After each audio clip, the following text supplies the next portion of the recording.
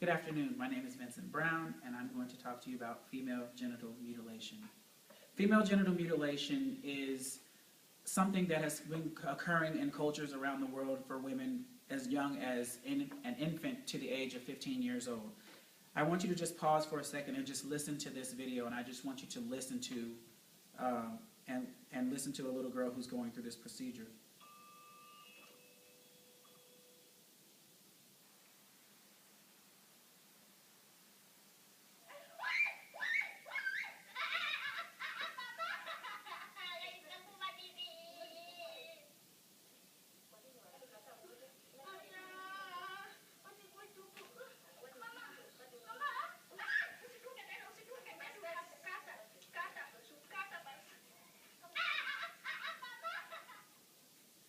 That's just part of the 8-minute video that shows some of the little girls that go through this procedure.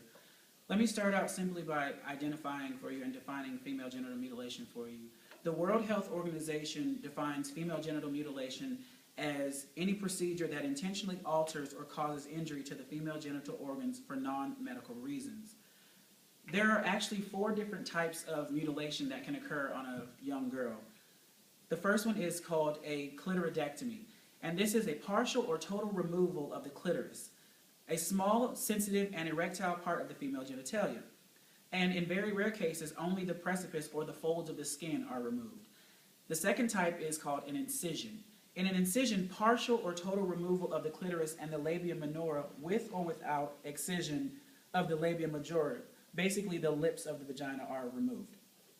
The third is infibulation, which is the narrowing of the vaginal opening through the creation of a covering seal. The seal is formed by cutting and repositioning the inner or outer labia with or without removal of the clitoris. So that's the sewing of the lips together, and the clitoris has either already been removed or it's not removed. And the last is just considered as other, and that involves any or all harmful procedures to the female genitalia for non-medical purposes, example, piercing, pricking, scraping, cutting. As you watch the video, you'll actually see a little girl who went through the procedure, and they show a picture of her vagina. So be warned before you watch the video, there are some graphic images in there. And the little girl's vagina is, in essence, gone. You don't see a vagina at all. All you see is like a quarter-sized hole in her vagina where it used to be. Basically what they do here is they remove the clitoris, and then they sew the lips of the vagina closed, only leaving a small opening. And the reason they leave this small opening is so they can urinate out of it, or they can have their menstrual cycle through it as well.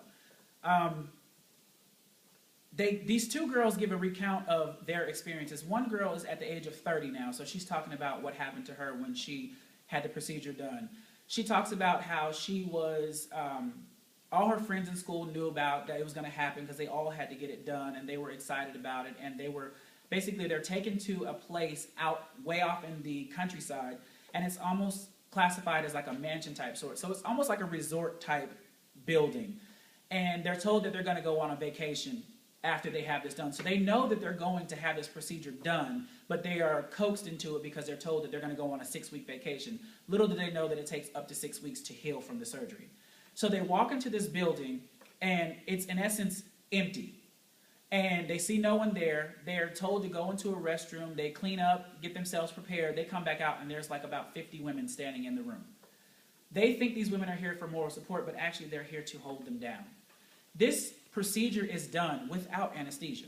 There is no anesthesia at all in this entire procedure. So you hearing that little girl screaming, she was literally just her body was being severed while she was alert, as her little sister looked on, and probably in terror because she's going to have to go through this procedure as well. Specifically, this one girl talks about how she ended up becoming infected because of the actual surgery, and now she's barren. She can't have children. So they did this procedure to protect her for her husband, because that's the philosophy. They feel that if you are not sexually aroused or cannot get sexually aroused, then it will keep you from being a promiscuous youth or cheating on your husband, or whatever the case may be. But sometimes they do partial removal so that you can have a little pleasure during your sexual intercourse with your spouse. But in this particular woman's situation, she can't have children at all. She can't, so what's the point of any type of anything? she said that basically the other girl in there actually defined it as being everything, your essence being removed from you to where you're just a hollow shell. She talks about how she went through the procedure and she doesn't think it's right. She doesn't agree with it, but it's what her mother did. It's what her mother did, and it's just something that happens. A lot of researchers and a lot of doctors and people try to say that this is a predominantly an Islamic or Muslim custom, but it's notable to understand that Saudi Arabia, which is considered the Mecca or the hub of the Islamic or Muslim culture, they forbid this. They don't allow it. They don't allow this. They don't support it. They don't do it. So that kind of throws the entire philosophy that this is an Islamic cultural thing out of the window. Some people try to say that this is a religious thing, but ironically, the Quran, which is the biblical document for the Islamic faith, there's no mention of it in there. There's no addressing of it. So this is not religious. But a lot of generations have been taught that this is something that they do religiously, and that's why they do it. But ironically, the truth of the matter is somebody somewhere along the way decided that this was a practice that they should do, and they tricked people into believing it was religious, where it's really just a cultural thing, and it's just passed on generation to generation. And only now are people being told that it's not something that has to happen, something that's mandatory.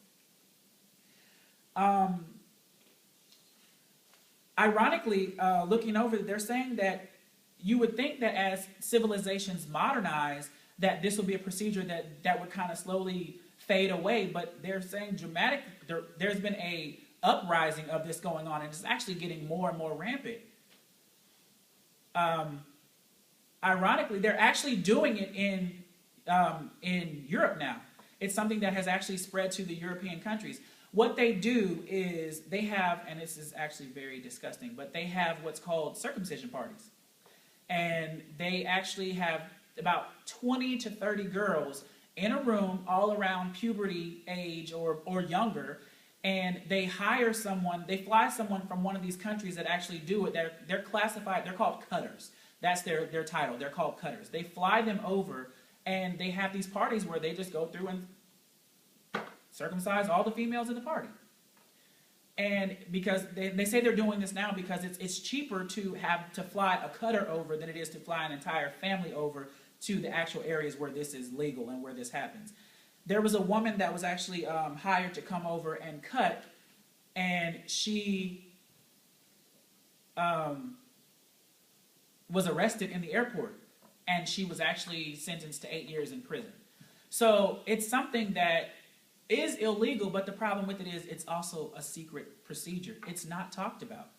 Young girls are told that they're not told, the way they put it in the books that I read were they're not told that they can't talk about it, but they're given subliminal clues that you don't talk about it. So nobody would know that you've had the procedure done unless you actually came out and told them, which is taboo. As I said, this is a procedure that occurs in girls from infant to ages 15. And right now there are over 140 million women in the United Kingdom area that have gone through this procedure. And in a lot of African areas, there's about 98% of the women that have gone through this procedure.